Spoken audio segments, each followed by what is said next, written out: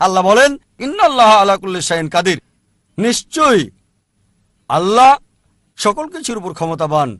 আল্লাহ বলেন সূরা বুরুজে সূরা নম্বর 85 আয়াত নম্বর 16 যে আল্লাহ যা ইচ্ছা তাই করতে পারেন, তিনি যা ইচ্ছা করেন তাই করতে পারেন, কিন্তু সেগুলো করেন না যেগুলো ঈশ্বরের কাজ নয়, যেমন মিথ্যে বলা, যেমন ভুল করা, যেমন ভুলে যাওয়া, যেমন অবিচার করা, মানুষের রূপ ধারণ করা।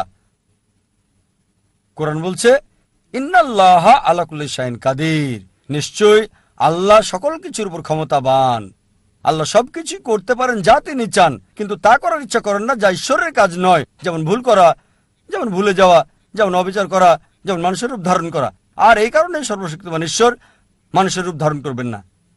এবং কোরআনে এই কথা পরিষ্কার বলছে সূরা বাকারা সূরা নম্বর 2 আয়াত 18, সুম্মুম বুকমুন উময়ুন ফাহুম লা ইয়ারজিউন, তারা বধির, বোবা, অন্ধ, তারা সত্য পথে ফিরে আসবে না।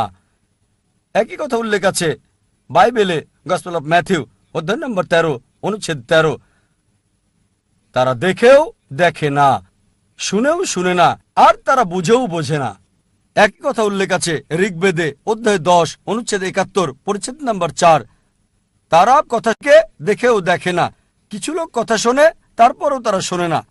এইসব ধর্মগ্রন্থ কোরআন, বাইবেল, বেদ সবগুলোতে উল্লেখ আছে তারা দেখেও দেখে না, শুনেও শোনে না, তারা বুঝেও বোঝে না। এই গ্রন্থগুলোর ভাষা অতি স্পষ্ট, একদম পরিষ্কার যে সর্বশক্তিমান ঈশ্বর একজন, তার কোনো প্রতিমূর্তি নেই, তার কোনো ছবি নেই, কেবল তারই উপাসনা করো। তারপরও মানুষ সুম্মুম বুকমুন উময়ুন ফাহুম লা ইয়ারজিউন, বধির, বোবা, অন্ধ, তারা সত্য পথে ফিরে আসবে না।